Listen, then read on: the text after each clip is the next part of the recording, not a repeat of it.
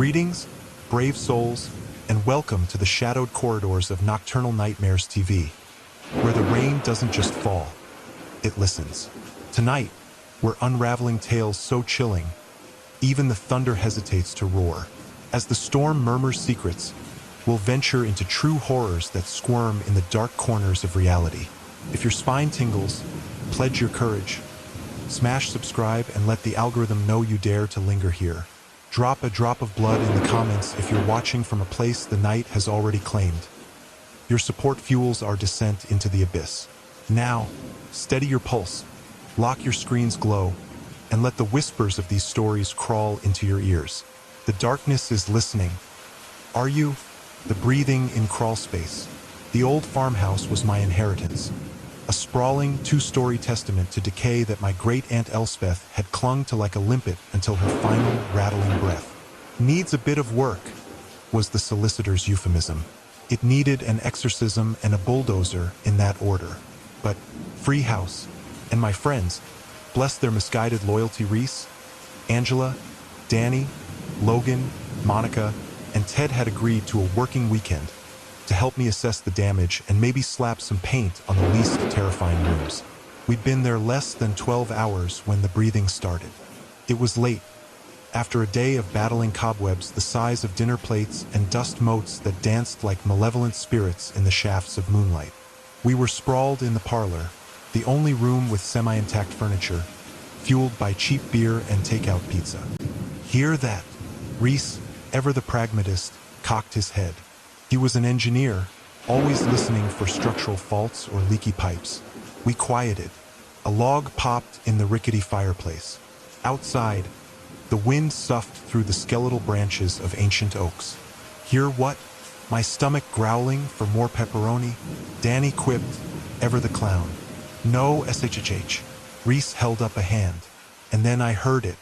Faint, almost imperceptible at first, like the sigh of a distant bellows. A slow, rhythmic rise and fall. Inhale, exhale, coming from below. It's just the wind in the floorboards, Monica said, though her voice had a new tremor. She was a psychologist, usually adept at soothing anxieties, but her eyes darted nervously toward the worn rug at our feet. No wind I've ever heard breathes like that, Logan muttered. He was a former Marine, built like a brick outhouse and rarely phased, but his knuckles were white where he gripped his beer bottle. The breathing continued, a soft, wet sound, punctuated by a faint, almost inaudible click, like phlegm shifting in a colossal throat. It was deep, impossibly deep, as if the house itself had lungs. Ted, who was usually the quietest, a lanky artist who saw patterns in everything, went pale. It's under us. Angela, my oldest friend, clutched my arm. Alex, what is that?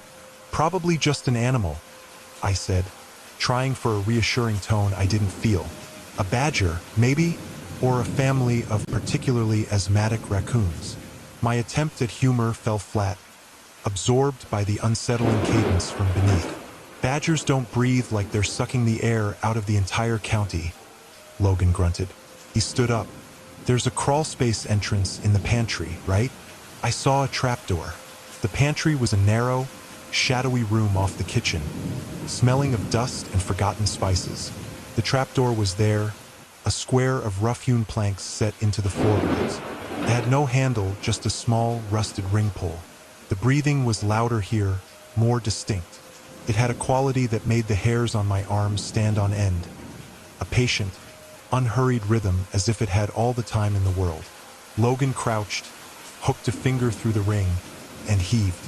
The wood groaned in protest, then gave way with a sucking sound, revealing a square of perfect, impenetrable blackness. A gust of air puffed up, cold and smelling of damp earth, something vaguely metallic, and an undercurrent of rot.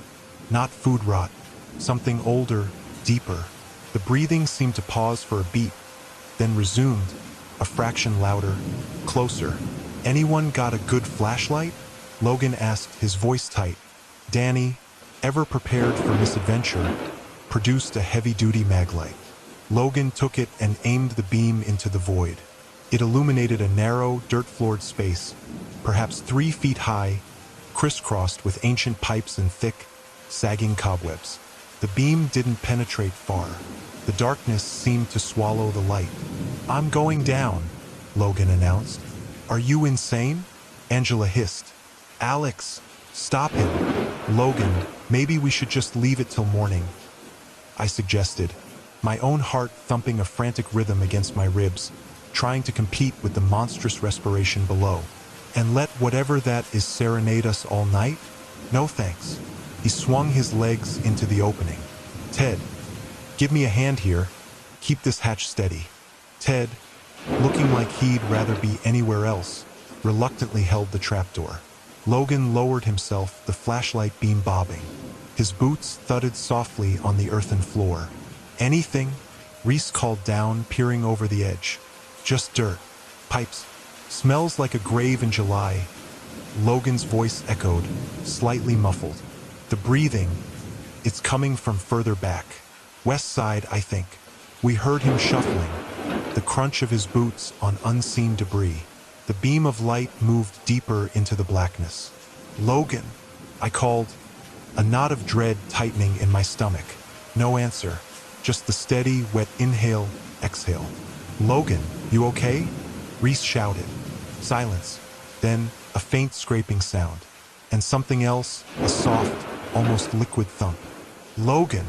The flashlight beam suddenly jerked sideways, danced erratically for a moment, and then extinguished, plunging the view into the crawlspace back into utter blackness.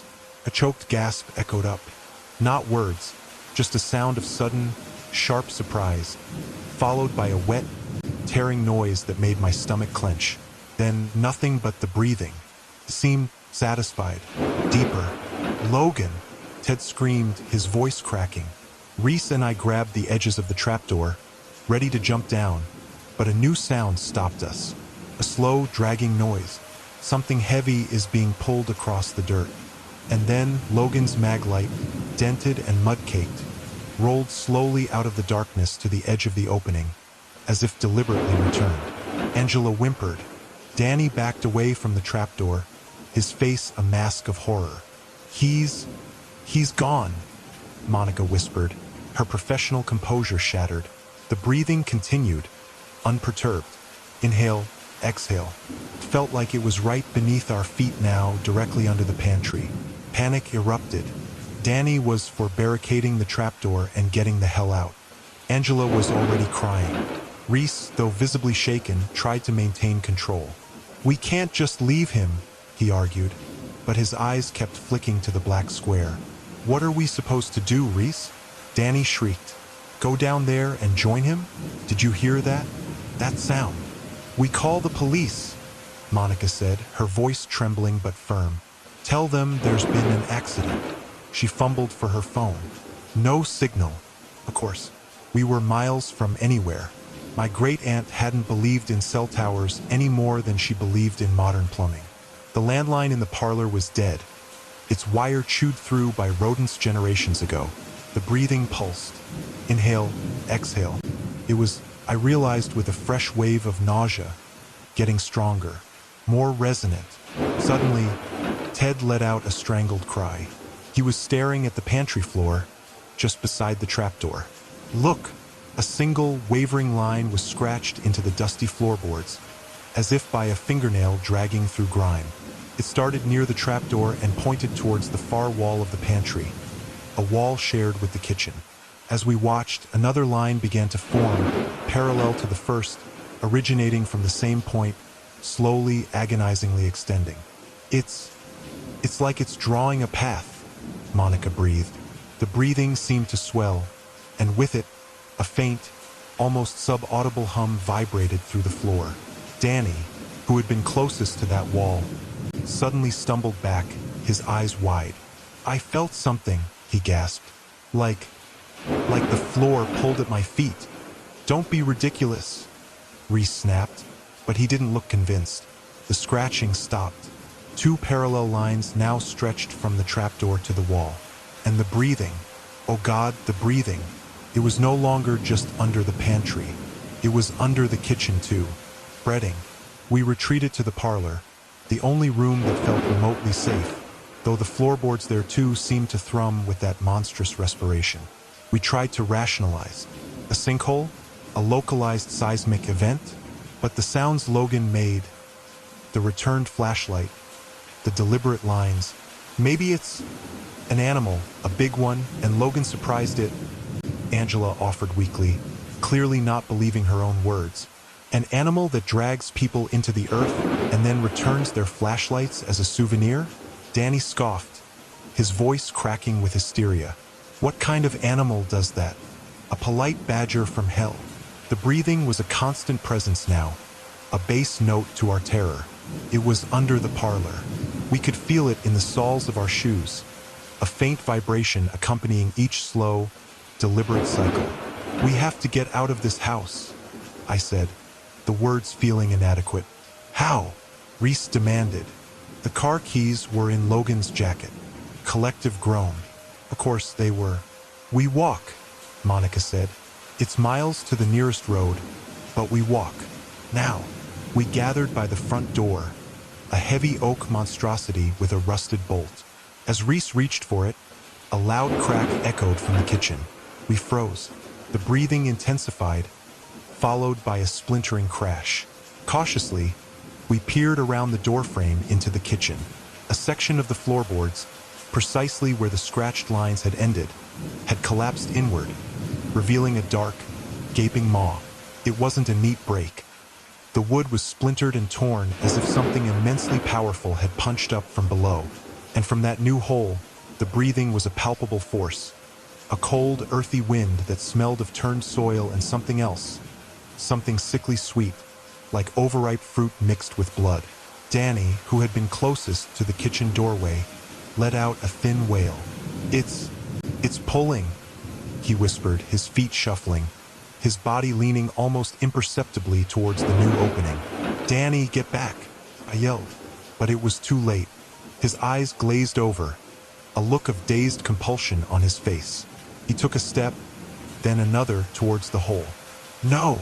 Angela screamed, lunging for him. She caught his arm, but it was like trying to stop a runaway train. Danny was drawn forward, his feet scraping on the floorboards. With a sickening lurch, he toppled into the darkness.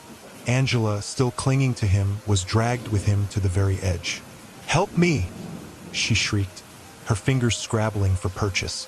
Reese and I lunged, grabbing her arms. We pulled, straining against an incredible, unseen force that was trying to suck her down. The breathing roared, a deafening chorus from below. For a horrifying moment, it was a tug of war. Angela suspended over the void, her face a mask of terror. Then, with a sound like tearing fabric and a final, desperate cry from Danny that was abruptly cut short, Angela was wrenched from our grasp. She disappeared into the blackness. Silence. Then the breathing resumed, softer now, almost content. A new, smaller hole had appeared near the first, as if the house had taken another bite from its own floor. There were 4. The parlor felt like a tomb. The breathing was everywhere. A monstrous, living presence beneath us, around us. The windows, Monica gasped, her voice hoarse. We have to break the windows. We stumbled towards the tall parlor windows, their panes grimy with age. Reese picked up a heavy brass poker from the fireplace. He swung. The poker connected with the glass with a dull thud. The glass didn't shatter. It didn't even crack. It was as if he'd struck solid stone. He struck again, harder, a desperate grunt escaping his lips. Nothing. They won't break, he panted, staring at the intact pane in disbelief. I tried another window using a heavy candelabra. The same result. The glass was like iron. The breathing swelled, and with it came a new sound. A soft, insidious scratching, coming from the walls themselves. Faint at first, then growing, as if 1,000 tiny claws were seeking purchase within the plaster. Ted began to keen, a low, animal sound of pure terror. He clawed at the front door, yanking at the bolt, but it wouldn't budge, rusted solid. "It's the house," he sobbed. "The whole house. It's alive." The scratching intensified, and a cloud of fine dust began to sift down from the ceiling. The breathing was no longer just under the floor. It felt like it was in the walls, in the air itself. Reese suddenly let out a yell. He was staring at his feet. The floorboards around him were darkening, becoming damp, almost pliant. "It's coming up!" he screamed, scrambling back. The wood beneath where he'd stood seemed to pulse, then sagged downwards, forming a shallow depression that rapidly deepened, the planks groaning and splitting. A dark, viscous fluid, like crude oil mixed with something organic, began to well up. The breathing was a roar now, a symphony of monstrous lungs. Reese didn't even scream as the floor gave way beneath him. He just vanished, consumed by the house with a wet, sucking sound. The hole sealed itself almost immediately, the floorboards knitting back together, leaving only a dark, damp stain.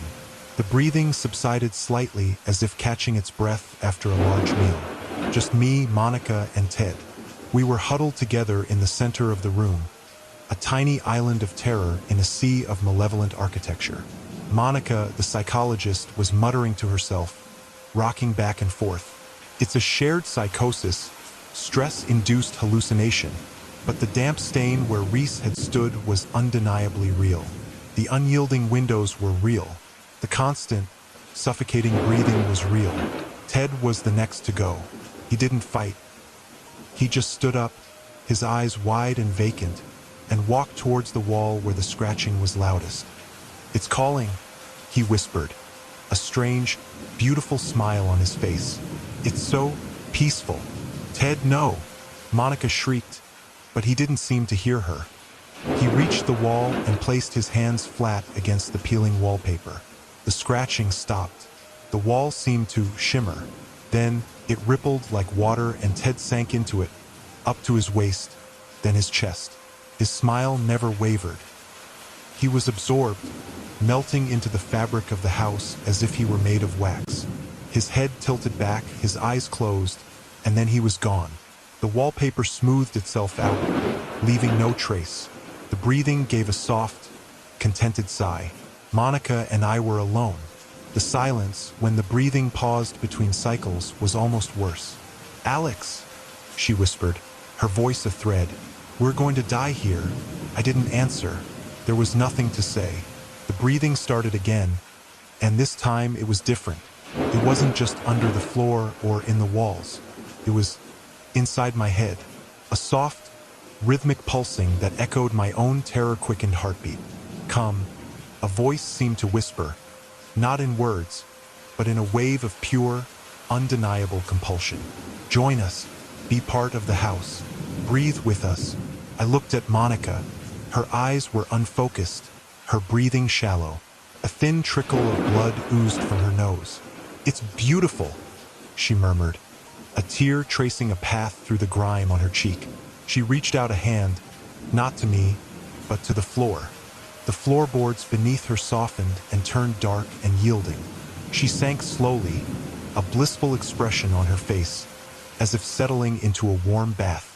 The house enveloped her gently, lovingly, and then it was just me.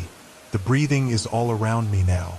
It's in my chest, a foreign rhythm trying to overwrite my own. The pull is irresistible. Not a physical force, not anymore. It's a longing, a deep, cellular yearning to dissolve, to become part of the ancient, unseen thing that lives and breathes within these walls. The trapdoor in the pantry is open again, welcoming darkness. The holes in the kitchen floor are wider, beckoning. The walls shimmer with a hungry light. I can feel the floor beneath my feet softening. My legs are heavy, sinking. The cold, damp earth is rising to meet me. It doesn't hurt. It's peaceful. The house takes a deep, slow breath, and I breathe with it, still breathing. We are still breathing. The old place on Elm Street wasn't perfect, not by a long shot. The paint peeled like sun-scalded skin, the porch sagged, and the air inside carried that distinct, cloying scent of dust, forgotten lives, and something faintly metallic, like old pennies or dried blood, if I'd known what that smelled like. But it was huge, with 8 bedrooms spread across 3 floors, with a sprawling, overgrown yard, and rent that, split 8 ways, was almost laughably cheap. Too cheap, my gut whispered, even then. We were a motley crew, bound by the common goal of dodging crippling city rent prices.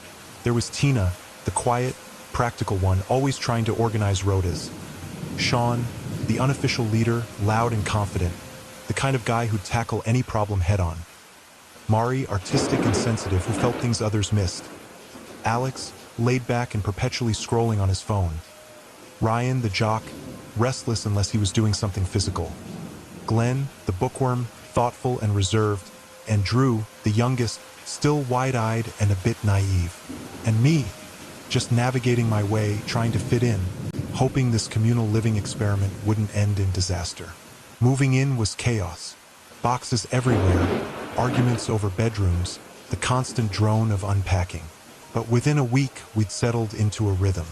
Shared meals, late-night talks, the easy camaraderie of people thrown together by circumstance. The house felt lived in, not just by us.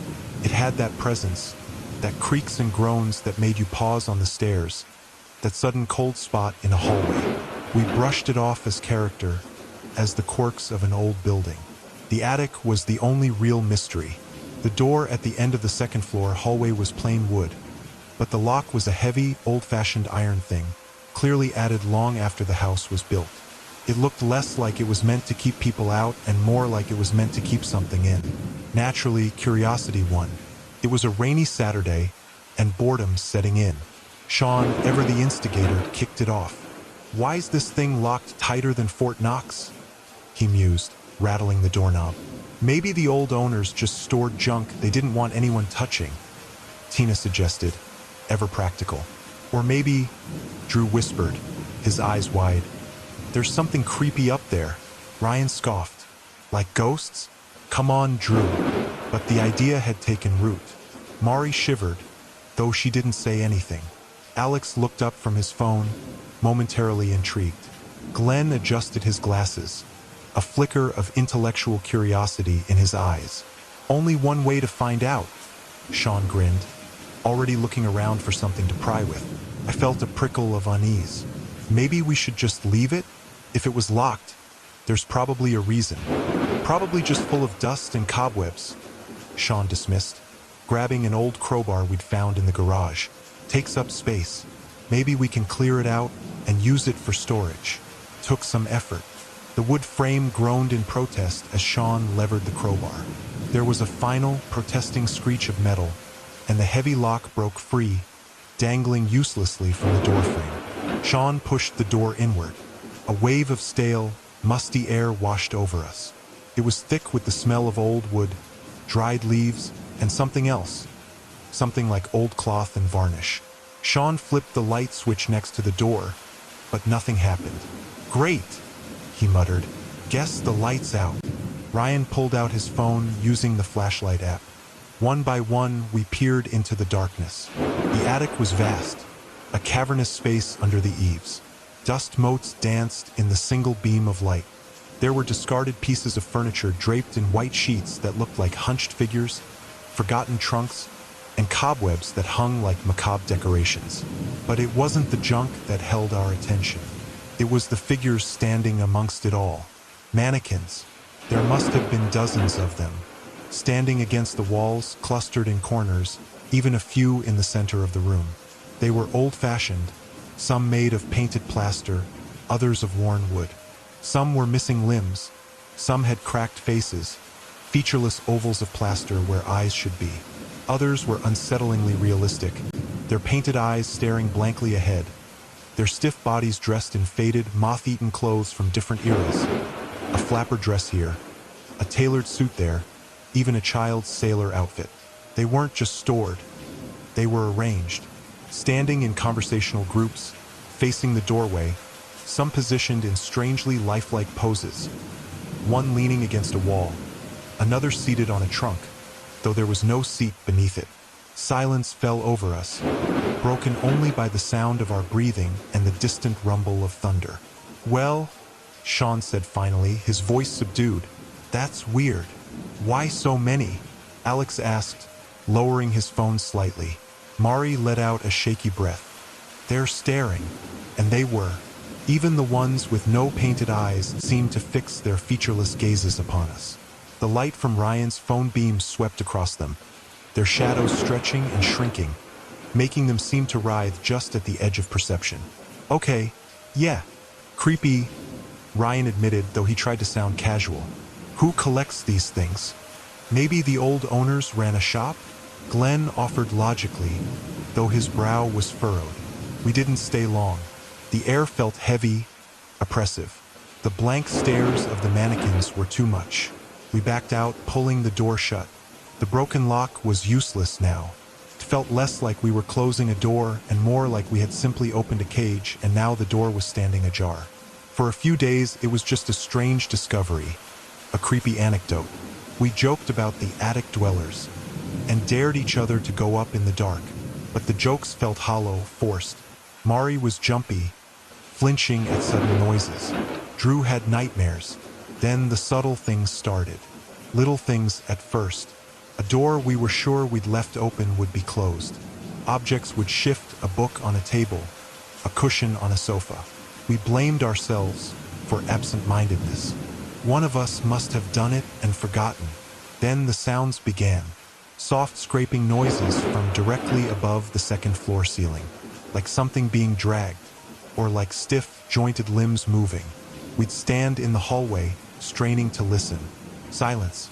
But the moment we moved away, the sounds would resume, faint but persistent.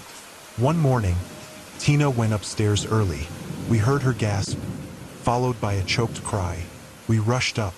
She was standing by the attic door, trembling, pointing.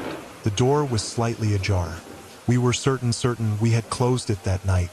Sean had even jammed a chair under the handle just in case. The chair was still there, but it had been pushed aside, scraping marks on the old floorboards. Sean, trying to be brave, pushed the door open further and shone his phone light in. It illuminated the usual scene. Dusty space, draped furniture, the silent figures. He swept the beam around. Nothing seemed obviously out of place. But as the light passed over a group of mannequins near the back, Mari gasped again. "One's gone," she whispered. "The one in the blue dress. It was standing right there." We looked. She was right. A gap in the arrangement. The mannequin in the blue dress was missing. A cold dread settled over us. We searched the attic frantically, but it wasn't there. We searched the second floor, the first floor, the basement, and the yard. Nothing. "It wasn't real," Ryan said, his voice tight. "We must have misplaced it in our memory. Maybe it was behind something." "No," Mari insisted, her eyes wide with fear. "It was there. I saw it. That night, none of us slept well. Every creak of the house seemed amplified. Shadows seemed to deepen and shift.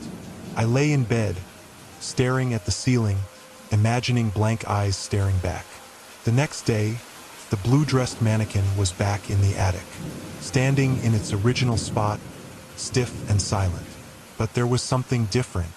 Its head was slightly tilted, and its painted smile seemed wider, caricatured.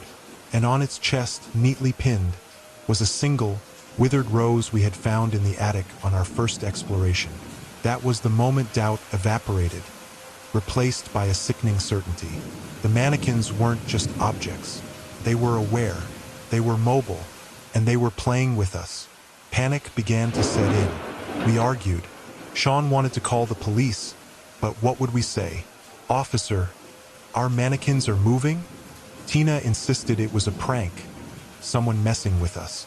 Alex suggested we just move out. But where would we go? Our lease was for a year, and none of us had the money to just walk away. We decided to barricade the attic door. We stacked furniture, nailed planks across it. We tried to pretend that would be enough. It wasn't.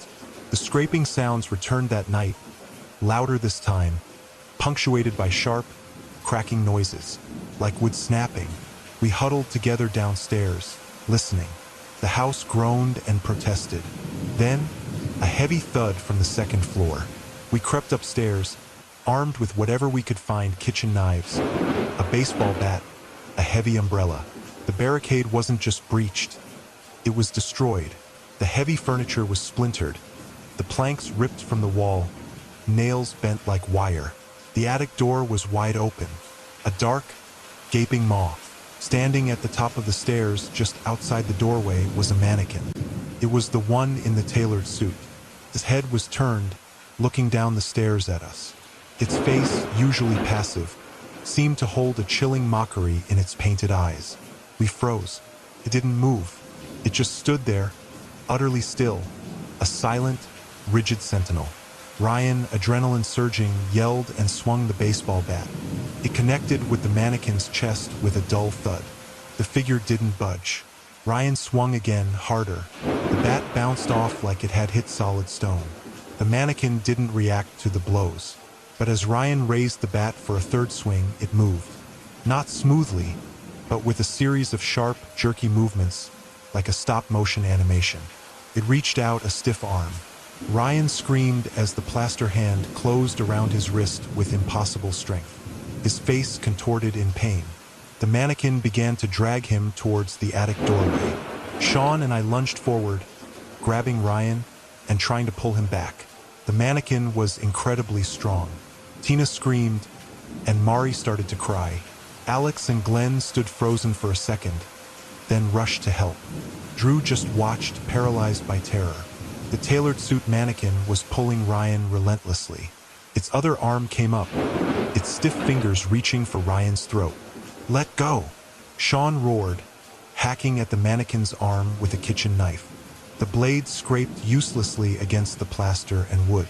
I grabbed Ryan's other arm, digging my heels in, but it was no use. With a final, powerful lurch, the mannequin dragged Ryan over the threshold and back into the darkness of the attic. His screams were abruptly cut off. Silence. We stood trembling in the hallway, staring at the empty doorway. The mannequins were strong, stronger than us, and they were murderers. There were 7 of us left. The unspoken question hung heavy in the air. Who was next? We didn't try to retrieve Ryan. We couldn't. The attic was their domain now. We retreated downstairs, barricading all the ground floor doors and windows. We turned off the lights, huddling together in the dark living room, listening. The house was silent for a long time. Too long. The silence was heavy, expectant. Then we began to hear them, not just from the attic anymore. Soft, shuffling noises from the floor above. Creaks on the main staircase. They were coming down. We scattered. Panic had fully set in. Tina tried to hide in the kitchen pantry. Alex and Glenn bolted for the back door, hoping to break the barricade and run. Sean, Mari, Drew, and I stayed put for a moment, our eyes wide, scanning the shadows. The kitchen door creaked open. In the faint moonlight filtering through the windows, we saw it, the featureless mannequin with the cracked head, standing utterly still in the doorway. Tina screamed from inside the pantry. The mannequin remained in the doorway for a beat, then turned its stiff head and began to move towards the pantry. We heard rattling and clattering, and then Tina's muffled screams cut short. Alex and Glenn hammered frantically at the bolted back door. We heard the wood splintering. Hope flickered. Maybe they could get out and run for help. Then came another sound, a sharp crack like a branch snapping. Then another, and a strangled cry from Alex. Glenn yelled something, then silence. The sounds from upstairs were closer now, a heavy, dragging sound on the stairs. Sean grabbed Mari and Drew. Front door. Now! We sprinted towards the front of the house. The heavy barricades we'd put up seemed flimsy now. We tore at the planks, our fingers bleeding. The dragging sound was right behind us. I glanced back. Standing at the bottom of the stairs, silhouetted against the slightly less dark hallway, were multiple figures. Rigid forms, blank faces. They weren't moving fast, but they were inexorable, like a slow, silent tide of death. We ripped the last plank free from the front door. Sean wrestled with the bolts. Mari was sobbing, clinging to him. Drew was frozen again, staring at the figures advancing down the hallway. The mannequins reached the end of the hallway. They fanned out, blocking our path to the door. There were 4 of them now. The tailored suit, the blue dress, a wooden one missing an arm, and another featureless plaster figure. They didn't charge. They simply advanced, slow, steady steps, their movement unnervingly silent except for the faint creak of old joints or the whisper of cloth. Sean finally got the deadbolt open. He shoved the door outward. "Run!" He pushed Mari and Drew towards the opening. Mari stumbled out onto the porch. Drew hesitated, his eyes fixed on the advancing mannequins. "Drew, go!" I yelled, grabbing his arm. But as I pulled him, the mannequin in the blue dress lunged with surprising speed. The stiff arm shot out, grabbing Drew by the leg. He screamed, falling back onto the floorboards. Mari screamed his name from the porch. Sean swung the umbrella wildly at the blue-dressed mannequin, trying to make it release Drew. It didn't react. The wooden mannequin stepped forward, its one arm reaching for Sean. I saw the tailored suit mannequin coming towards me. Its painted eyes seemed to bore into mine. Its movements were jerky, unnatural, and terrifying. There was no fighting them. They were too strong, too many. My mind screamed run. I turned and scrambled out the front door, pushing past Mari, who was still crying out for her brother. We stumbled down the porch steps and into the rain-slicked yard. Behind us, we heard Drew's screams cut off abruptly, followed by the sickening crunch of wood, then Sean's roar of pain and rage, followed by silence. Mari and I didn't stop running. We ran through the overgrown grass, through the gate, down the street, not looking back. We ran until our lungs burned and our legs ached until the sounds of the house were swallowed by the storm. We found a gas station miles away and called the police. We tried to explain that the mannequins were alive and killing people. You can imagine how that conversation went. The puppeteer's cabin. The forest floor was a carpet of decaying leaves, muffling our footsteps as we trudged deeper into the Virginia wilderness. Sam, a cameraman with a fondness for the macabre, was already regretting this. Kara, our fiercely ambitious director, strode ahead, her red beanie a defiant splash of color against the muted greens and browns. Behind her, Dave, our perpetually cynical sound guy, grumbled about humidity and phantom limb syndrome from his boom Mike Miguel. Our resident folklorist and researcher was practically vibrating with excitement, while Penny, makeup and general sanity keeper, looked ashen. Lars, our burly second cameraman, and lighting grip seemed unfazed, and Ivy, the bright-eyed intern, was trying very hard to look professional despite clearly being terrified. Our documentary subject, Elias Thorne, the reclusive puppeteer who vanished from his remote cabin 50 years ago, leaving behind a legacy of unsettling local legends and a collection of disturbingly lifelike puppets. Whispers of Thorne's Woods, Kara had titled it. Catchy.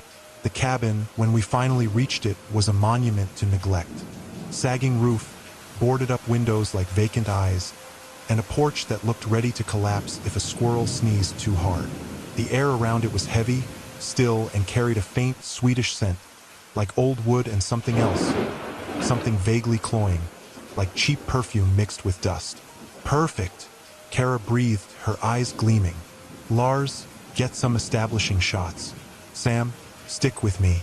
Miguel, this is your cue to wax lyrical about the local spook stories. Lars grunted and began setting up. Miguel launched into a well-rehearsed spiel about Thorne's obsession with realism, his descent into isolation, and the rumors that his puppets weren't just wood and string, but vessels for something else. Children in the nearest village, decades ago, claimed to see lights in the cabin long after Thorne disappeared, to hear faint, childlike giggles carried on the wind. It took Lars and Dave a good hour to pry open the front door, the wood splintering with a sound like a breaking bone. The interior was a time capsule of decay. Dust lay thick as snow on every surface, cobwebs draped like funeral shrouds.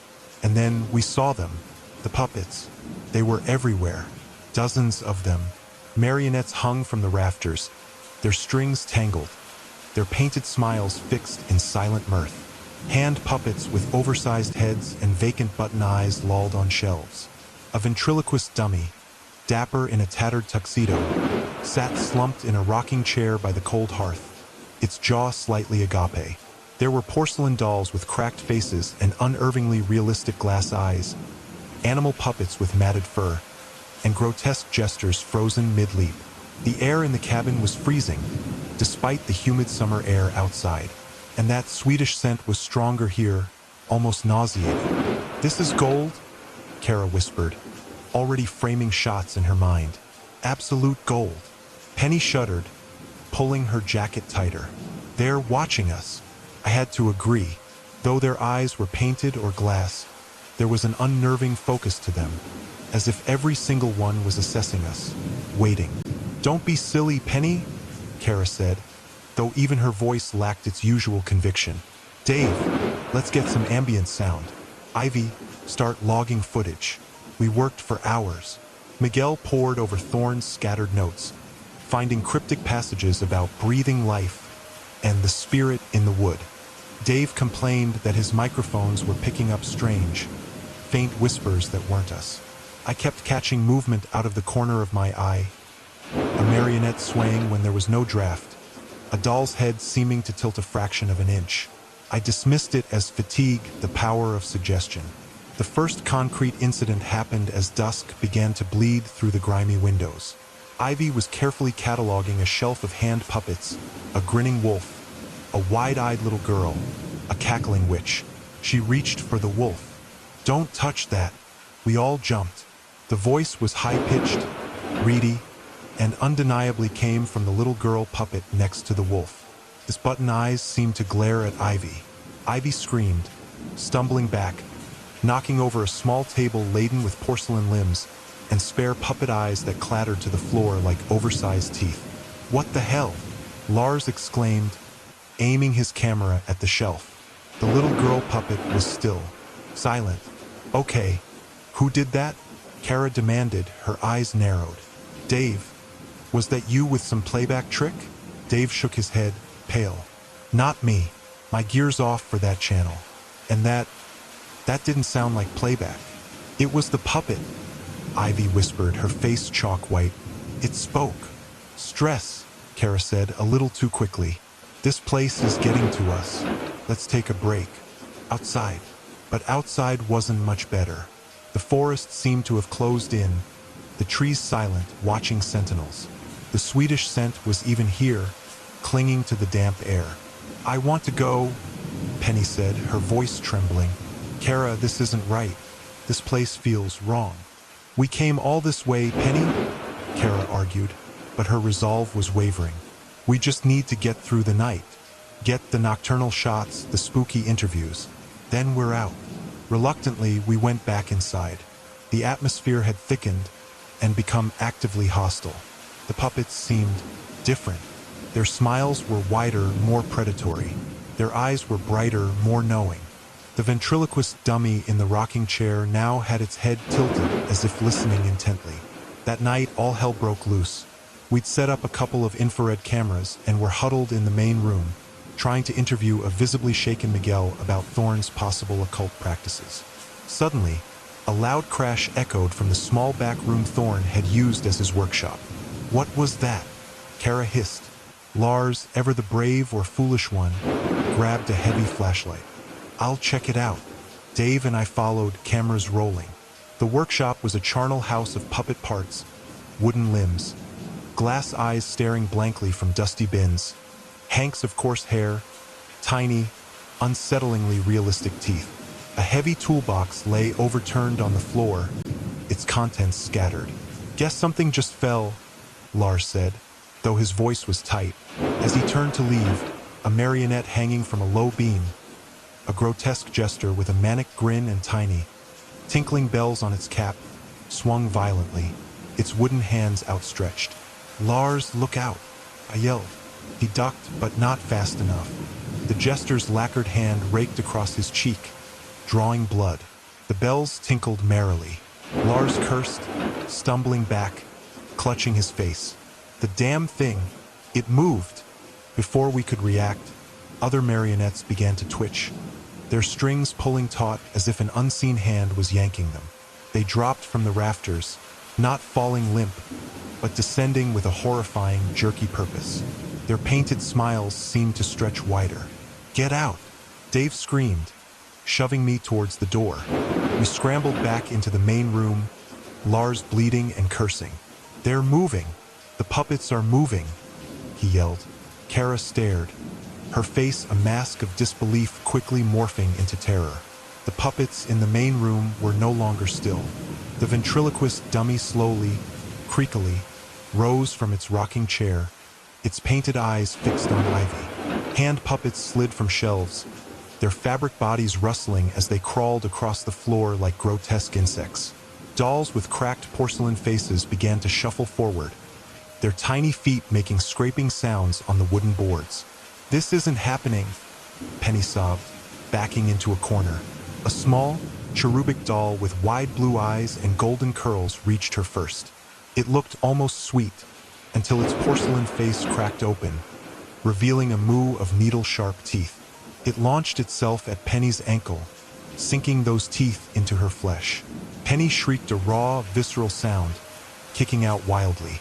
The doll clung on, its tiny body surprisingly strong.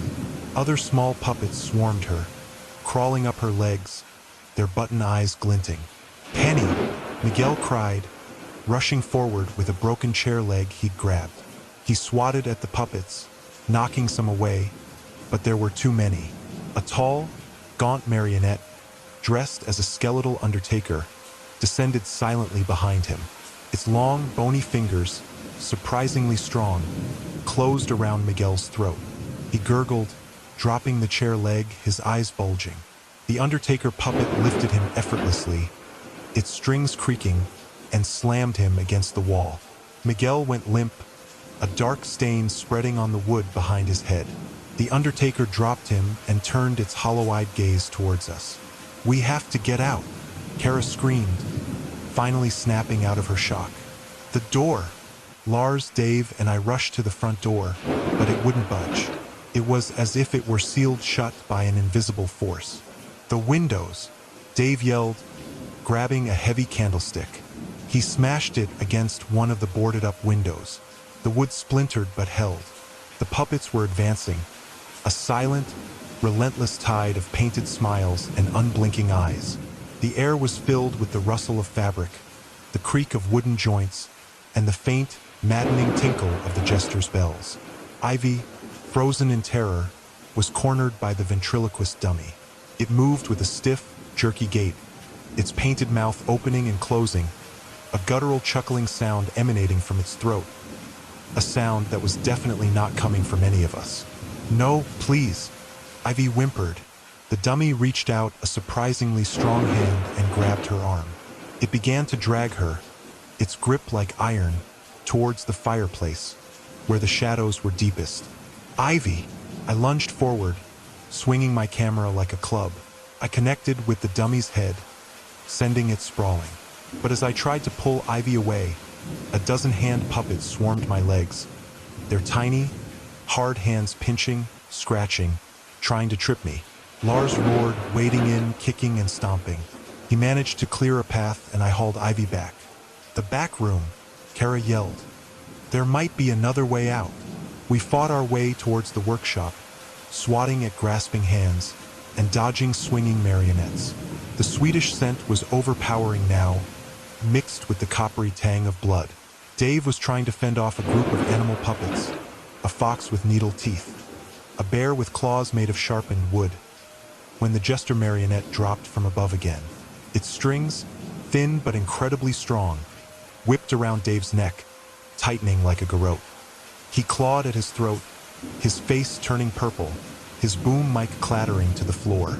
The jester giggled, a sound like cracking wood, as it hoisted him into the air, his legs kicking feebly. Then, with a sickening snap, Dave went still. The jester let him drop, its bells tinkling in triumph. Kara screamed, a wordless cry of despair. We reached the workshop, slamming the rickety door shut and barricading it with a fallen workbench. The puppets immediately began pounding on it, their tiny fists making a deafening racket. Splinters of wood flew inward.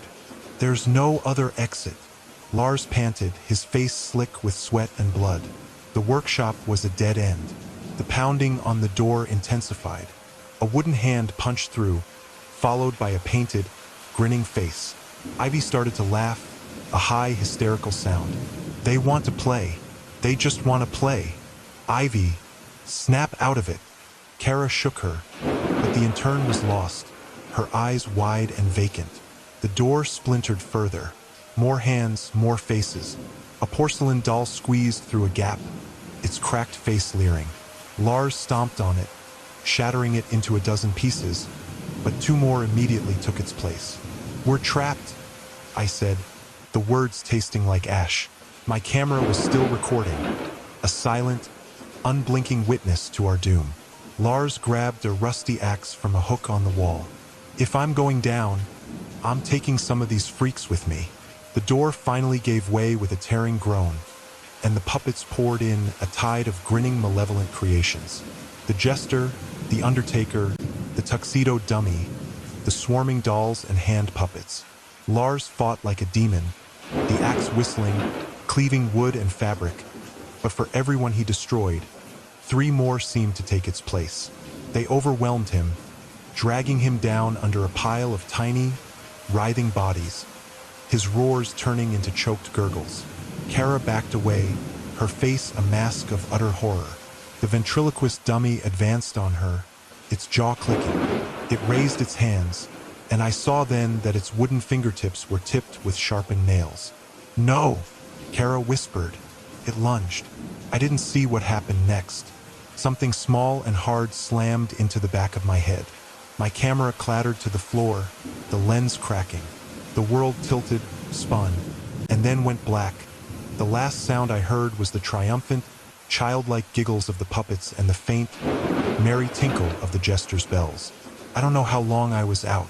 When I came to, the cabin was quiet, eerily quiet.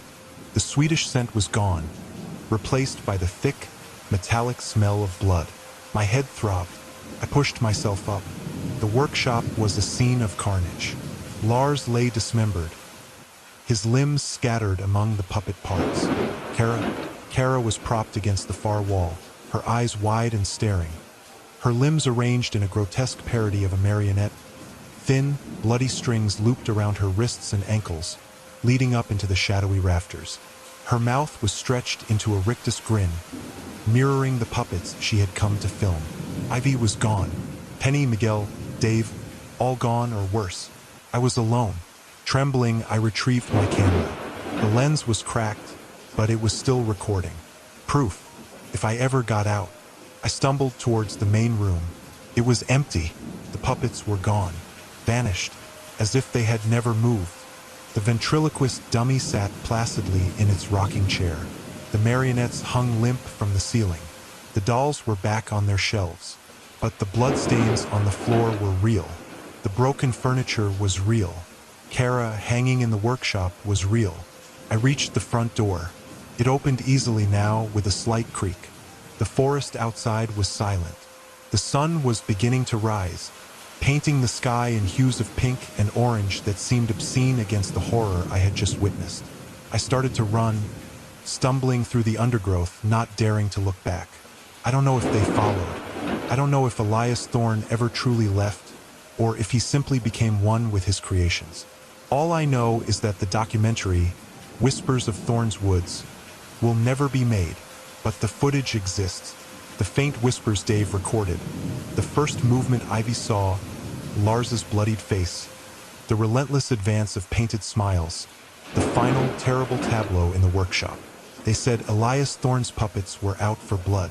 They were right, and somewhere deep in those woods, in that decaying cabin, I think they're still waiting for their next audience, waiting to play. The summer sun beat down on us, hot and heavy, turning the freshly turned soil of Ruth's backyard plot into a warm, earthy cloud around our knees. There were 7 of us. Me, Lila, Manny, Sky, Andre, Ruth, and Eli. We were supposed to be prepping the ground for Ruth's ambitious vegetable garden, a project born out of a lockdown-fueled fantasy of self-sufficiency that had surprisingly endured. Instead, we'd hit something hard and unnatural, about 3 feet down, and the shared curiosity of old friends had quickly superseded horticultural aspirations. We'd been at it for hours, the easy camaraderie of people who'd known each other for decades filling the air with jokes and comfortable silence. Andre, ever the practical one, suggested it was a pipe or a stubborn root.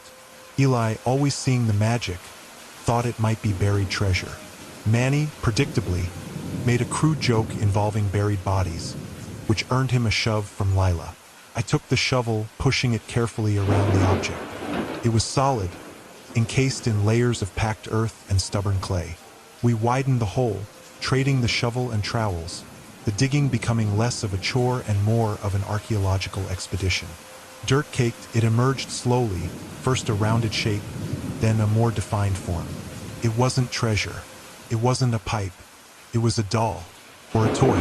It was made of some kind of heavy, old-fashioned material like composition or wood, but slicked over with decades of subterranean damp and grime.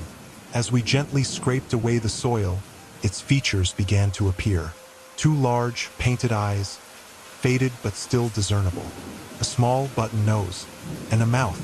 Even caked in mud, the mouth was clear. It was a smile, a very wide, painted-on smile that seemed to stretch unnaturally across its face. It wasn't a happy smile, not really. It was fixed, unwavering. Ruth gasped softly. Well, isn't that unsettling? Sky shivered, despite the heat. Looks like something straight out of a horror movie. Manny, momentarily sobered, added, Wonder how long it's been down there. We carefully lifted it out, placing it on a drop cloth. We poured water over it, washing away the mud, and revealing the full extent of its being. It was small, maybe a foot high, with crudely jointed limbs. It wore what looked like the remnants of a faded, once blue romper suit, stiff and stained with earth. Its hair was painted on, a simple brown cap, but it was the smile that captivated and disturbed. Bright red paint, still vibrant against the muted colors of its face, arcing upwards in that unwavering, stretched grin. Its eyes seemed to stare out from beneath painted lashes, wide and glassy. Lila picked up a small, smooth stone and poked at its leg. Creepy little thing. Who'd bury a toy? Maybe it belonged to a kid who lived here ages ago, Andre mused, wiping sweat from his brow. Lost it, and it got buried over time. Or maybe, Eli said, his voice a little too light, someone buried it on purpose. We laughed, a little nervously. We took photos, shared them on our group chat with facetious captions like, Haunted Garden Finds, and our new mascot. We left the toy on the edge of Ruth's patio, propped against a terracotta pot, its unsettling smile facing the house. We finished the digging, feeling a strange mix of accomplishment and lingering unease. That night, I had a dream. It wasn't a complex dream, just a scene that replayed with unsettling clarity. I was in a garden, not quite Ruth's, but familiar in its layout, a large tree, a fence, a patch of turned earth. A child was there, small, maybe 5 or 6 years old, with dark hair and wearing old-fashioned clothes. They weren't crying, not outwardly, but there was a profound sadness about them. They were looking down at something at their feet, their shoulders slumped. They didn't look up, they didn't speak. The dream ended there, leaving me with a heavy, inexplicable sorrow. The next morning, still feeling the lingering melancholy of the dream, I got a text from Lila. Lila, hey, did you have a weird dream last night? About a kid in a garden? My blood ran cold. I typed back, my fingers suddenly clumsy. Me, yes, the exact same thing. Lila, OMG, same. Little kid, sad, looking at the ground. What the hell? Before I could reply, my phone pinged again. And again. It was the group chat. Manny, okay, seriously, what kind of voodoo dirt is in Ruth's yard? Had the freakiest dream about a kid in a garden. Sky, me too. Dark hair, looking down. Andre, add me to the list. This is genuinely weird. Ruth, no way, you too? I just woke up from that dream. Eli, guys, I swear, the same dream. The kid looked so sad. 7 people, 7 separate lives scattered across different houses and different parts of the city, all dreaming the exact same dream, about a sad child in a garden. Ruth's garden, the garden where we found the toy. The air felt suddenly thin. The casual discomfort from the previous day crystallized into something sharp and cold. We spent the morning on video calls and frantic texts, trying to process it. Was it a mass hallucination? Some weird psychological contagion? Or was it connected? We carefully avoided saying the word toy at first, but it hung in the air, unspoken, between us all. Later that day, Ruth called me, her voice tight. It wasn't where we left it. What wasn't? The doll. On the patio. I went out for coffee, and it's gone. My stomach plummeted. Did you look around? Maybe the wind blew it. I looked everywhere. The patio, the flower beds, under the table. It's just not there. A prickly fear began to crawl up my spine. We had left the toy propped against a heavy pot. There hadn't been any significant wind. That evening, Manny called, sounding breathless. Okay, you are not going to believe this. I was on my way home, walking past Ruth's place, right? Just habit. And I glanced at her front porch, and it was there. What was there? I asked, though I knew. The goddamn doll, sitting on the top step, facing the street. Ruth lived in a quiet, residential neighborhood. The doll had been on her back patio, which was fenced in. For it to get to the front porch, someone would have had to pick it up, walk it through the house or around the entire property, and place it there. But why? And who? We agreed to meet at Ruth's place the next day. We needed to see the toy, confront it, together. When we arrived, the doll was still on the front porch step, exactly as Manny had described. Its dirt-stained romper suit was the same, its painted hair the same, and the smile, the wide, unwavering, painted smile. It seemed brighter somehow, less faded than it had been yesterday, despite being left outside. Andre, the most grounded of us, knelt warily. Someone's messing with us. Had to be. Who? Sky asked, looking pale. Who knows? We found it. And why would they move it like that? And how do you explain the dreams? That was the question that silenced us. 7 people, the same dream. Now the toy was moving. Lila, ever direct, carefully picked it up using a gardening trowel and a plastic bag. She held it gingerly as if it might bite. Right? This thing is giving me the major creeps. We need to figure out what it is or get rid of it. We brought it inside and placed it on Ruth's kitchen counter. It felt heavy and cold. The painted eyes seemed to follow us as we moved around the room. Andre, spurred by the shared dream and the toy's inexplicable relocation, started digging into the history of Ruth's house and property. He spent hours online poring over old maps, property records, and digitized newspaper archives. What he found was fragmented but chilling. The property had been part of a larger estate in the early 20th century. There were mentions of a family named Hemlock who lived there, and a small, tragic article from a local paper in 1923. A child, aged 5, named Eliza Hemlock, had gone missing from the property, presumed lost or perhaps worse. Her body was never found. 5 years old, a child missing from this very property, the same age as the child in our shared dream. The dream took on a new, terrifying dimension. Was it the child? Was the toy hers? Was she trying to show us something? Or was she trapped? That night, the dreams returned, but they were different, sharper, more immediate. Now, the child in the garden looked up and looked directly at me. Their eyes, wide and pleading, were the same shade of faded blue as the toy's romper. They didn't speak, but I felt a profound sense of loss and yearning emanating from them. And behind the child, half hidden by the old tree, I thought I saw a flicker of movement. Something small, stiff, smiling. I woke up screaming. Over the next few days, the toy's movements became bolder and undeniable. We tried locking it in a shed. We found it on the doorstep again the next morning. We put it in a sealed box in the attic. It was back on the kitchen counter by lunchtime. We drove it miles away and left it in a public park. It was back on Ruth's front porch by dawn, sitting primly, its smile as fixed as ever. It was never dirty anymore, no trace of the soil it had been buried in.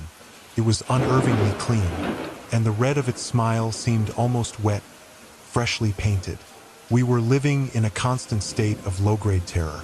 Sleep offered no respite, only the shared, recurring dream of the sad child and the shadowy, moving figure in the background. We were all snapping at each other, paranoid, exhausted. One evening, gathered at Ruth's again, attempting to devise some way to destroy the indestructible, Lila had an idea. Fire. We burn it. Andre hesitated. What if that makes it worse? What if it likes that? What else can we do? Manny snapped. It's clearly not leaving. It's tormenting us. We built a small bonfire in the backyard, in the very spot we dug it up. The air was thick with tension. As the flames licked upwards, casting dancing shadows, I held the doll. Felt cold, wrong. Its smile seemed to widen in the firelight. With trembling hands, I threw it into the heart of the flames. It didn't burn. The wood or composition or whatever it was didn't char. The painted clothes didn't melt. The paint on its face, the unsettling red smile, didn't blister or blacken. The flames seemed to part around it, the heat distorting the air but leaving the toy untouched. It sat in the center of the fire, upright, its head cocked slightly, its painted eyes staring out, its smile unwavering, seemed to be watching us. A collective gasp went through us. Sky began to sob. Eli backed away from the fire, stumbling. The fire eventually died down, leaving only embers and ash. And in the middle, perfectly preserved, sat the toy. It looked happier now, if a painted smile could look happy. We stood there for a long time in the dark, looking at the toy in the cooling ashes. It was indestructible, couldn't be removed, couldn't be destroyed. It was tethered to this place, and now it seemed to us. The dreams intensified after that. The child in the garden wasn't just sad anymore. They were scared, and the shadow figure was closer. It was the toy, walking stiffly towards the child, its smile immense in the dream darkness. And in some dreams, I saw the child reach out, not in comfort, but in a gesture of letting go, pushing the toy away, burying it. Burying it to hide it, to contain it. The physical manifestations escalated too. We'd find the toy in different parts of Ruth's house, always placed deliberately, on a pillow staring at the ceiling, sitting at the kitchen table, once perched on the edge of the bathtub while Ruth was showering, its painted eyes seemingly fixed on her. It never made a sound. Its movement was always silent, unseen. We only ever found it after it had moved. One night, locked in my own house miles away, I woke to a chill in the air. My bedroom door, which I was sure I'd closed, was ajar. A dark sliver of the hallway was visible, and in that sliver, low to the ground, I saw something move. A small, dark shape, and 2 points of reflected light that could have been eyes. I screamed, scrambling out of bed, and fumbling for my phone. By the time I turned on the flashlight, the hallway was empty. But on my bedside table, where my glasses usually were, sat a small, dirt-stained foot. It had broken off the toy. My blood ran cold. How had it gotten here? Miles from Ruth's house? Did a piece break off during a movement? Or did the toy itself travel? I called Ruth, babbling about the foot. She sounded close to hysterics. "It's here too," she cried. "A hand. It's on the kitchen counter. It broke off its arm." Over the next few days, more pieces of the toy appeared in our homes. A leg at Lila's, an arm at Manny's, part of the torso at Andre's. Eli found a painted eye on his bathroom sink. Sky found the other eye under her pillow. The toy was disassembling itself and distributing its parts among us. We gathered the pieces back at Ruth's, laying them out on the kitchen table. The main body was there, missing its limbs and eyes, but the head was still attached, the painted smile still unwavering. The detached limbs lay around it, eerily still. The dreams changed again. Now, the child wasn't just sad or scared. They were angry, or maybe desperate. They were digging frantically in the garden, trying to bury something, to put it back. And the shadow of the toy was looming over them. We finally understood. The child hadn't lost the toy. They had buried it to get rid of it, buried it because it was wrong, because it moved, because it smiled. And we, in our ignorance, had dug it up. We have released it, and now it was binding itself to us piece by piece. The foot in my bedroom felt cold and heavy where I'd placed it on the table. It wasn't just a toy's foot. It felt like a part of something else. Something that was now a part of me. We couldn't get rid of it. We couldn't destroy it. And it was attaching itself to us, distributing its unnerving presence into our individual lives. The painted eyes stared up from the table, accusatory, knowing. The fixed smile on the headless torso seemed to mock our fear. We still have the dreams. Every single night, the child is always there, digging, trying to contain the thing we unearthed. And the toy's shadow is always there, looming, breaking apart, spreading. And the pieces are still here. We gathered them all, but sometimes, when we're alone, we find a piece has moved. The foot on my bedside table yesterday is now on my desk. The eye Eli found is sitting on the edge of a bookshelf. The toy never dies. It doesn't need to be whole to exert its influence. It's in pieces now, scattered among us, a part of our homes, a part of our lives. We are connected to it, and to the sad, scared, desperate child who tried to bury it away from the world. We dug it up. We smiled at our strange find. And now the smile is on us. It's in our dreams. It's in our houses. It's in the inescapable dread that follows us everywhere. The toy that never dies is not just a thing we found. It's a shadow that lives with us now, a permanent, smiling fixture in the corners of our eyes, waiting, watching, always present. And we know with chilling certainty that we will never be free of it. The Witch in Apartment 9. The Amberley Arms was one of those pre-war buildings that looked grand from a distance but revealed its decaying heart up close. Thin walls, creaky floors, and a symphony of clanking pipes were part of the charm, or so the realtor had said. I, Sarah, had moved in 3 weeks ago with Buster, my scruffy, loyal terrier mix, seeking a fresh start after a messy breakup. Apartment 7C, decent light and surprisingly spacious. My neighbors, a motley crew, were enthusiastic in their welcome. Freya from 8A, a woman whose anxiety seemed to vibrate off her in waves, was the first to mention Mrs. Elmsworth in 9C. You'll want to keep your darling Buster away from her door, she'd whispered, eyes wide, clutching a bundle of mail like a shield. She's odd. Mason, the stoic handyman who lived in 2B and seemed to be permanently fixing something, just grunted when I asked. Old Bat keeps to herself. Mostly, that mostly hung in the air. Lily, a sweet, perpetually flustered art student in 6C, actually shivered. She stares, and the smells from her apartment, not normal cooking smells, you know? Connor, the gym bro from 5A who always seemed to be either coming from or going to a workout, scoffed. She's just a crazy old lady. You guys are spooking yourselves. But even his bravado wavered a bit when Jay and Bianca, the constantly bickering couple in 8B, chimed in. We saw her leaving weird things on our doorstep, Jay said, Bianca nodding vigorously. Twigs tied with red string, little piles of salt.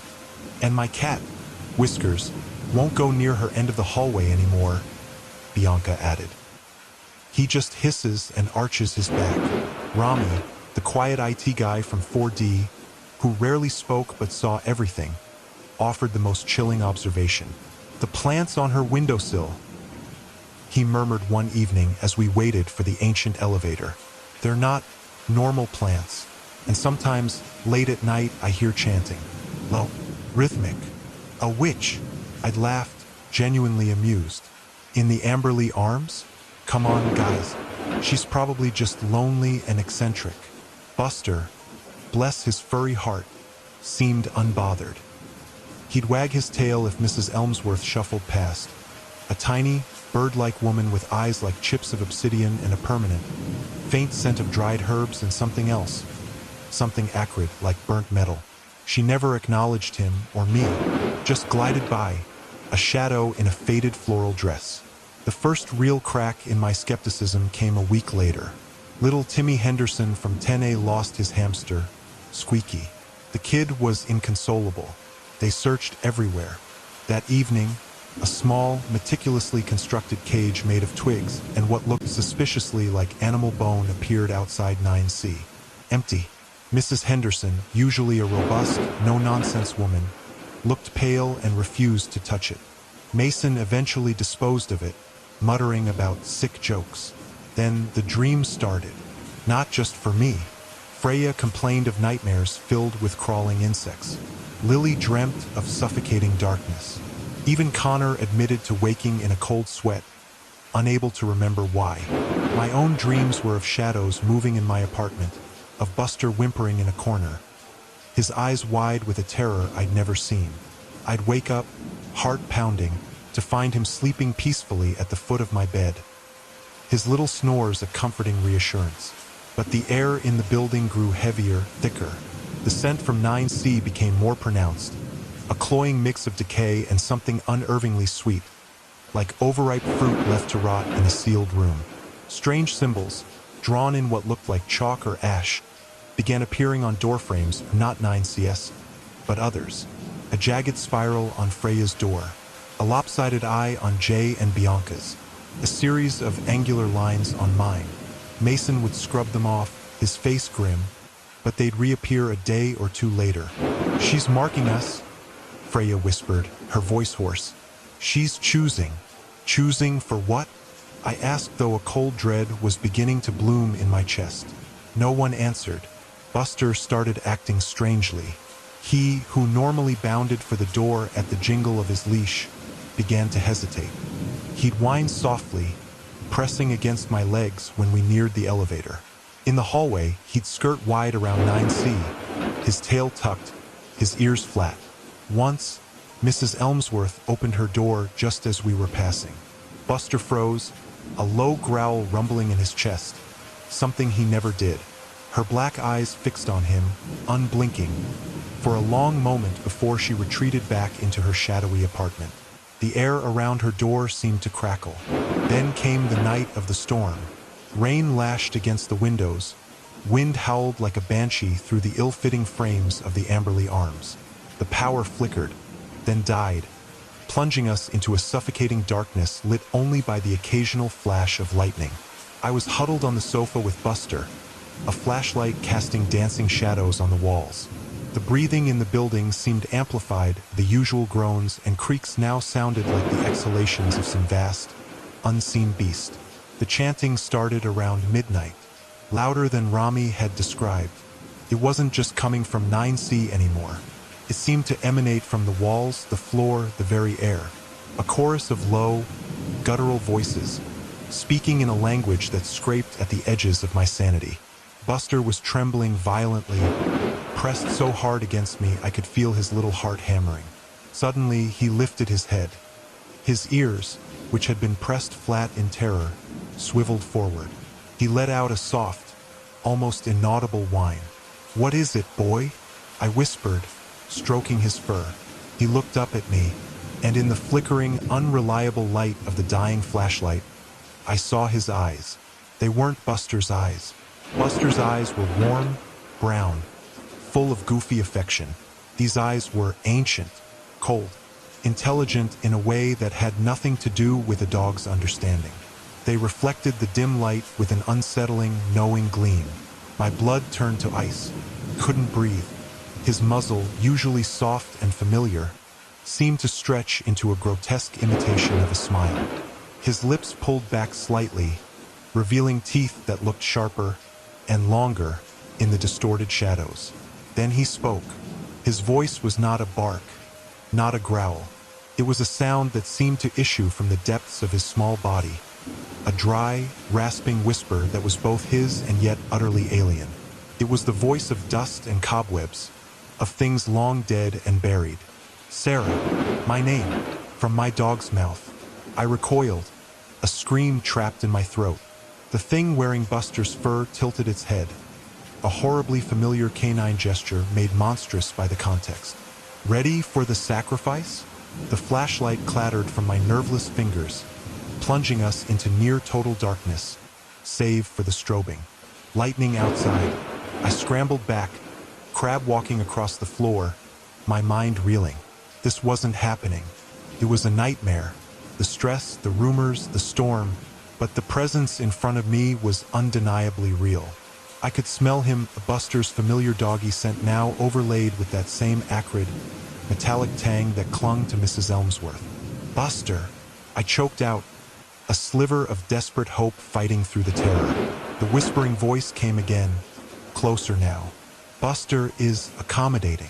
A sound followed, a dry, clicking chuckle that seemed to come from multiple throats at once. Lightning flashed, illuminating the room for a terrifying instant. The creature, my dog, was on all fours, but its posture was wrong. Too rigid. Its eyes glowed with a faint, internal luminescence. And around its neck, where his worn leather collar should have been, was a braided cord of what looked like dark, greasy hair, tied with a knot of red string.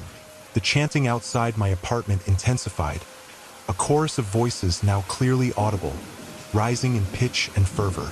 They were calling a name, over and over, a harsh, sibilant word I didn't recognize but which clawed at my insides. The time is near, Buster Thing rasped. She calls. The vessel is prepared. Vessel? Sacrifice? My mind raced, trying to piece together the fragmented horrors.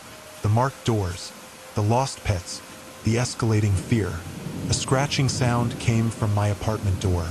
Not the frantic scrabbling of an animal, but a deliberate rhythmic scraping, like fingernails long and sharp, drawing lines in the wood. The Buster Thing took a step towards me, then another. Its movements were jerky, unnatural, like a puppet on unseen strings. "Don't fight it, Sarah," it whispered, its breath a cold draft. "It is an honor." I scrambled to my feet, backing away until my shoulders hit the cold wall. My eyes darted around the room, seeking an escape, a weapon, anything. The window. We were 7 floors up. The kitchen, too far. The scratching at the door grew louder, more insistent. A thin crack appeared in the wood, then another. "They are coming for you," the Buster Thing said, its voice almost gentle now, which was somehow even more terrifying. "The mistress requires fresh devotion." My gaze fell on the heavy iron poker beside the cold fireplace. Not much, but something. I lunged for it, my hand closing around the cool metal. The Buster Thing let out a high-pitched yelp, a sound that was almost Buster, and for a horrifying second, I hesitated. Was my dog still in there somewhere, trapped, terrified? Then its eyes narrowed, the alien intelligence flaring. Foolish. It moved with a speed that belied its small frame, a dark blur across the room. I swung the poker wildly, but it darted under my clumsy blow, its teeth snapping inches from my ankle. The apartment door groaned, the wood splintering around the lock. Dark shapes flickered in the hallway beyond. "Sarah," the Buster Thing hissed, circling me. "The door is merely a suggestion for her. She is in the walls, Sarah. In the pipes. In the breath you take." I could feel it then. A pressure in the room. A coldness that sank into my bones. The air thickened, making it hard to breathe. The chanting swelled, a vortex of sound that seemed to be converging on my apartment, on me. A section of the wallpaper near the door began to bubble and peel as if something wet and viscous was pushing from behind. A dark stain spread across it. The Buster Thing stopped circling. It sat, its head cocked, looking towards the door. "She is here." The door burst inward with a deafening crack, not from force, but as if the wood itself had rotted and collapsed. Standing in the doorway, wreathed in shadows that seemed to writhe and cling to her, was Mrs. Elmsworth. She looked different, taller somehow. Her eyes were not chips of obsidian anymore. They were glowing embers, burning with an ancient, malevolent light. Her faded floral dress seemed to shift and flow like smoke, and her gnarled hands, tipped with nails like yellowed claws, twitched at her sides. The air around her vibrated with power. Behind her, I could see them, my neighbors. Freya, her eyes wide and blank, a thin trickle of drool on her chin. Mason, his face a mask of slack-jawed adoration. Lily, her lips moving silently with the chant. A small, crude doll clutched in her hand. Connor, Jay, Bianca, Rami, all of them, their faces pale, their eyes reflecting the same unnatural glow as Mrs. Elmsworth's. They were no longer my neighbors. They were her congregation, her coven. "Welcome, child." Mrs. Elmsworth's voice was a chorus, a blend of her own reedy tone and the deeper, guttural sounds of the chant. It echoed in my skull. "We have been expecting you." She glided into the room, her feet not seeming to touch the floor. My neighbors followed, their movements stiff and puppet-like. The Buster thing trotted to her side, nuzzling her hand. She stroked its head, a ghastly parody of affection. "Good boy," she crooned. "You served well." My poker felt useless, a child's toy against this overwhelming, ancient evil. "What do you want?" I managed to choke out, my voice trembling. Mrs. Elmsworth smiled, a slow, predatory stretching of her lips that revealed teeth too long, too sharp. "The Amberley Arms requires sustenance. Its roots run deep, child, and it is thirsty." She gestured around my apartment. "This place, this building, it is more than brick and mortar. It is a vessel, and it needs to be filled." Her gaze fixed on me, pinning me like an insect. "You, Sarah, are the offering. Your fear, your life, your will. It will all feed the foundations. It will make us strong." The Buster thing growled softly, its glowing eyes fixed on my throat. My neighbors began to close in, their faces empty, their hands outstretched. "Ready for the sacrifice?" Mrs. Elmsworth whispered, her voice now directly inside my head, coiling around my thoughts like a serpent. I looked at the creature that had once been my loyal companion, my Buster. Its tail gave a slight, almost imperceptible wag, and in that moment I knew there was no escape from apartment 9C, or from the witch who resided there. The Amberley Arms had claimed me, just as it had claimed the others. The last thing I saw clearly before the shadows and the chanting and the cold, hungry eyes consumed everything was the braided cord of dark hair around Buster's neck. It was made from Squeaky the hamster, from Whiskers the cat, and, I realized with a final, sickening lurch of understanding, from strands of my own hair, collected from my brush, from my pillow since the day I moved in. She had been preparing me all along. The sacrifice was, indeed, ready. The brochure for Serenity Pines Retreat was all soft-focused greens and blues, promising a digital detox, a soul recalibration. For me, Alex, it was a desperate attempt to outrun burnout. Brian, my perpetually stressed colleague, saw it as a last-ditch effort to save his marriage. Nicole, ever the pragmatist, just wanted a week without spreadsheets. Elias, quiet and observant, hoped for inspiration for his art. Tammy, bubbly and anxious, sought an escape from city noise. Jake, the self-proclaimed adventurer, saw it as another notch on his belt of experiences. And Ray, the youngest, just tagged along with Jake, her older brother, wide-eyed and hopeful. Mr. Hemlock, the retreat director, greeted us with a smile that didn't quite reach his pale eyes. He was a tall, gaunt man, dressed in a tweed suit that seemed perpetually out of season. "Welcome, welcome," he'd said, his voice a dry rustle, like autumn leaves. "The philosophy here at Serenity Pines is simple. Find your peace. And remember," he'd paused, his gaze sweeping over us, "you are free to leave any time you wish. The main doors are never locked." That was 3 days ago. 3 days of bland vegetarian meals, enforced silent meditation, and an unnerving lack of birdsong in the surrounding forest. The initial charm had curdled into a cloying, unsettling stillness. It was Nicole who first decided to test Mr. Hemlock's promise. "I've had enough soul recalibrating to last a lifetime," she announced at breakfast on the 4th morning, pushing away her bowl of suspiciously gray oatmeal. "My spreadsheets are calling." We watched, a mixture of envy and apprehension, as she strode towards the grand oak doors of the lobby. They were imposing, intricately carved with scenes of tranquil forests that now seemed mocking. She pushed one. It swung inward with a well-oiled sigh. She stepped through. We waited. A minute passed, then 2. The oak door creaked open again. Nicole stood there, her face pale, a frown etching itself between her brows. "Well?" Jake asked, a smirk playing on his lips. "Lost your nerve?" "No," she said slowly, stepping back into the lobby. "It's odd." I walked out, down the gravel path, and reached the main gate. And then I was back here, in the lobby, coming through that door. She pointed to a smaller, unassuming service door near the reception desk, a door none of us had paid much attention to. A nervous laugh rippled through our group. "You probably just got turned around, Nick," Brian said, though his voice lacked conviction. "This place is a bit of a maze." "I'm not an idiot, Brian," Nicole snapped. "I know which way a gate is." Later that day, after a particularly uninspiring guided visualization session where Mr. Hemlock's voice seemed to drill directly into my skull, Jake decided to prove Nicole wrong. "Right, I'm off for a proper hike. Anyone care to join a real escape?" He winked. Ray looked worried, but Tammy, desperate for any distraction, agreed. The three of them marched to the main doors. We heard their footsteps crunching on the gravel outside. We waited. 10 minutes. 20. The lobby was silent save for the grandfather clock in the corner, its pendulum swinging with agonizing slowness, each tick a hammer blow against our fraying nerves. Then, the unmistakable sound of the fire exit on the far side of the lobby.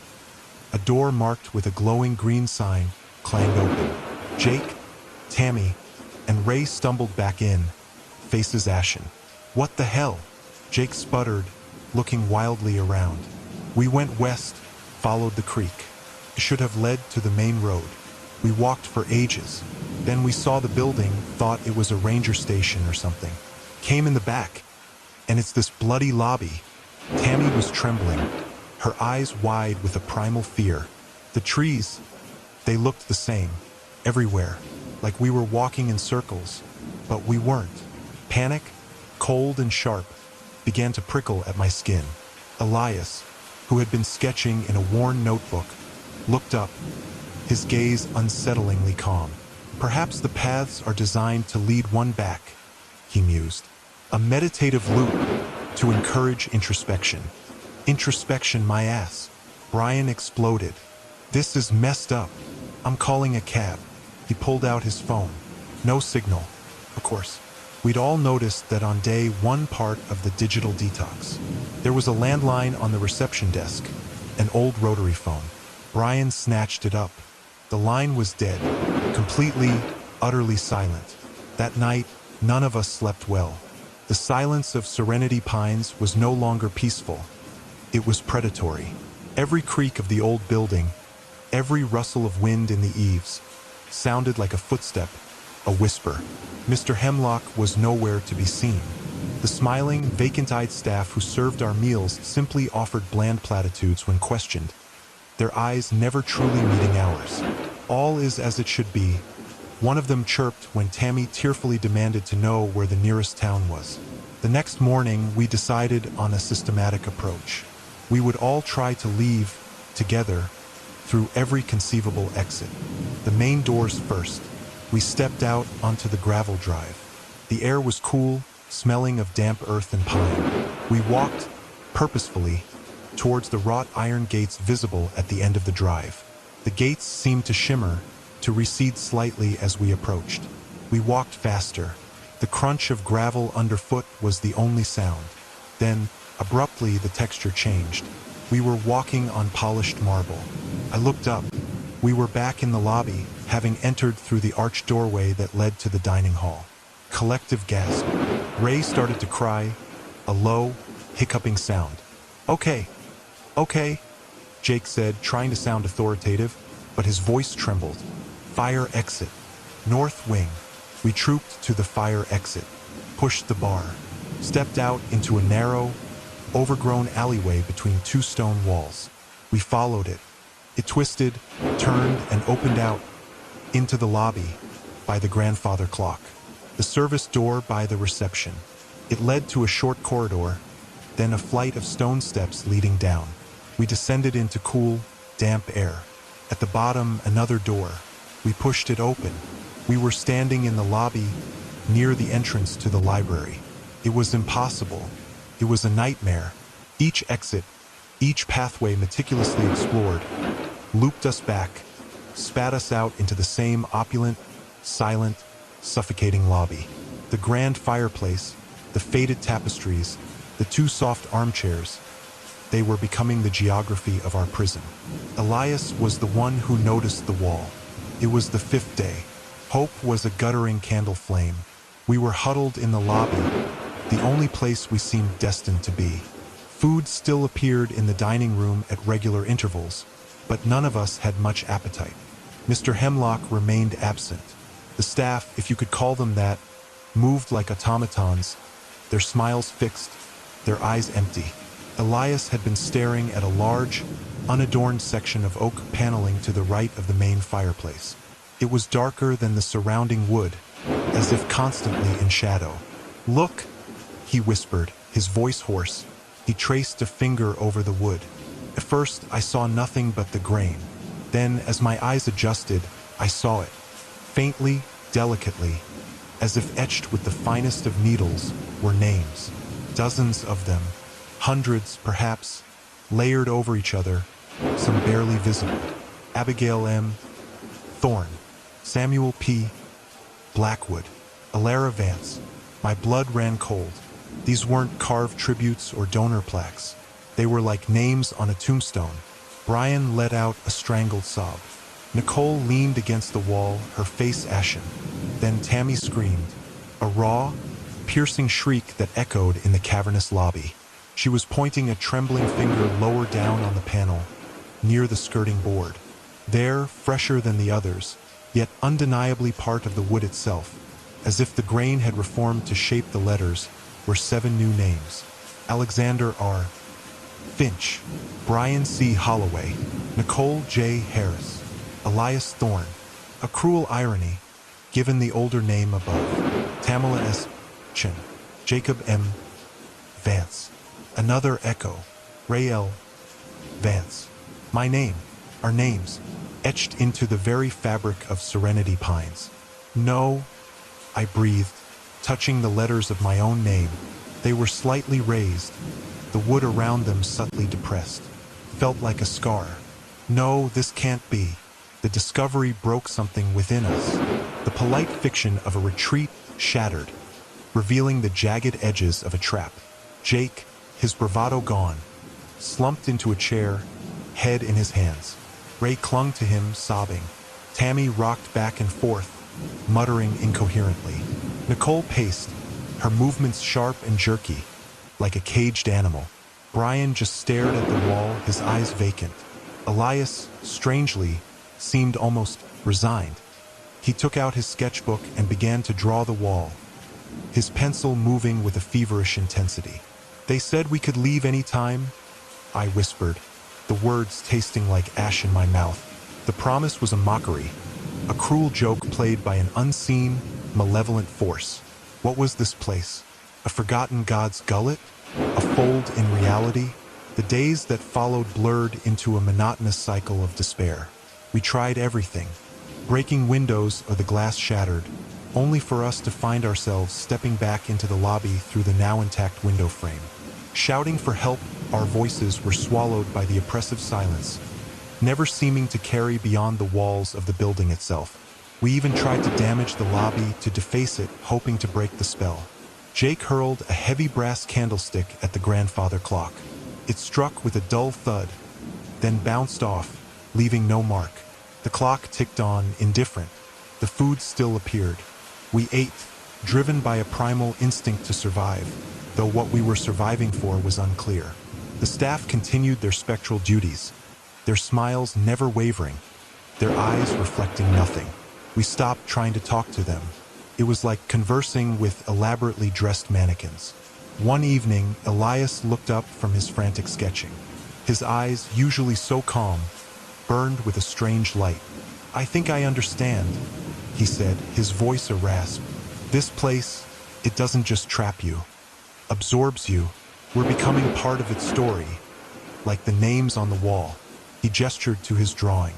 It was a hauntingly detailed rendering of the panel, but as he'd drawn our names, he'd subtly aged them, made them appear more faded, more integrated into the wood, like the older inscriptions. It feeds on presence, on memory, on identity, he continued, his gaze distant. Mr. Hemlock, he isn't a director. He's a curator, or perhaps just the first exhibit. A chill deeper than any I'd felt before settled over me. I looked at my hands. Did they seem fainter? Was the color draining from my clothes? Paranoia? Or the horrifying truth? Brian was the first to truly break. One morning, he simply started walking towards the main doors, a vacant look on his face. "Time for my morning constitutional," he mumbled as if he were back in his suburban life. He opened the door and stepped out. A moment later, the service door by the reception opened, and Brian walked back in, humming a tuneless melody. He sat in an armchair and picked up a faded magazine, his eyes not really seeing the pages. He didn't seem to recognize us anymore. He was placid, content, empty. His name on the wall seemed a fraction deeper, a shade more permanent. Tammy followed a day later.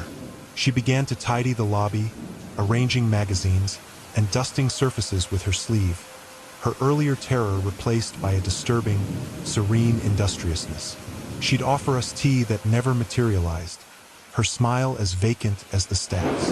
Her name, too, darkened on the wood. Nicole fought it. She raged. She screamed. She pounded on the doors until her knuckles were raw. But gradually, her fire dimmed. She started spending hours staring out the large bay window, her expression unreadable.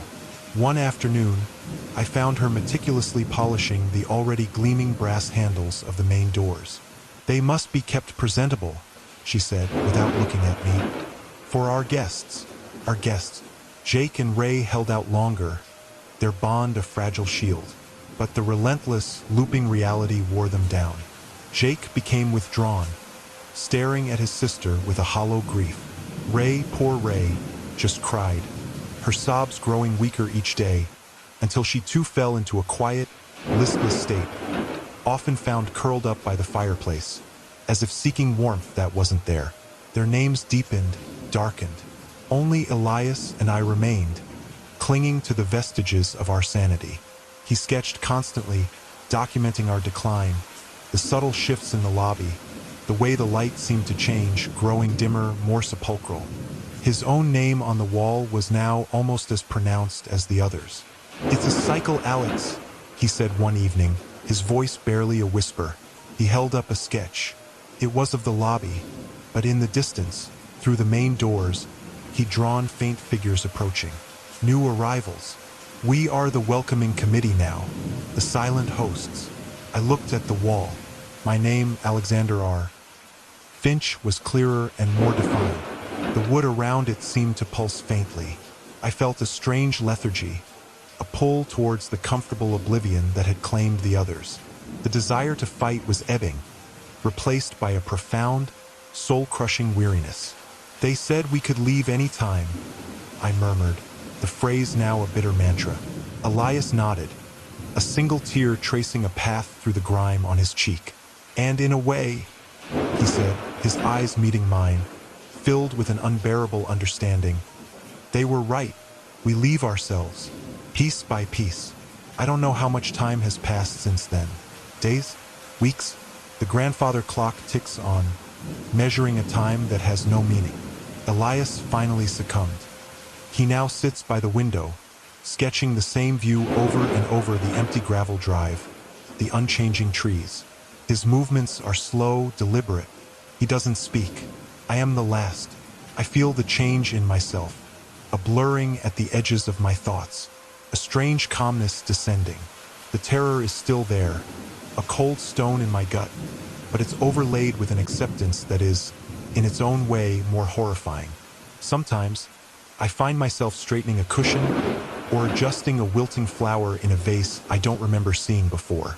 The details of my past life, my job, my apartment, my friends are like faded photographs, losing their clarity. This morning I saw them. Through the grand oak doors, figures were approaching up the gravel drive. Dim, indistinct at first, then resolving into a small group. 7 of them.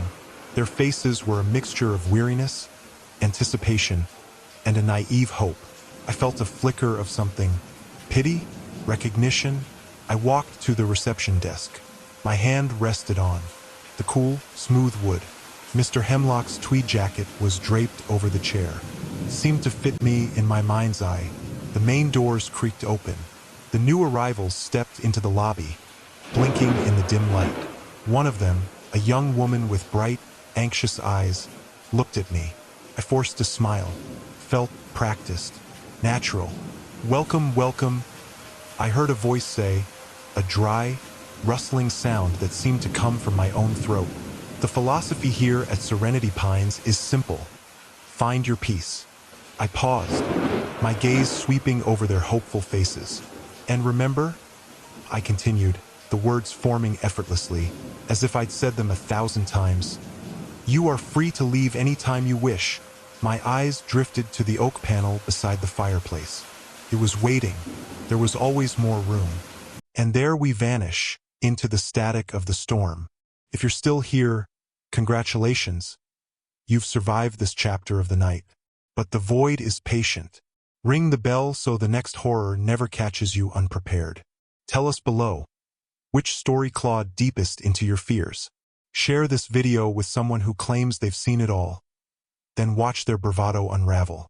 Until our next haunting, keep one eye on the shadows. The rain remembers your name.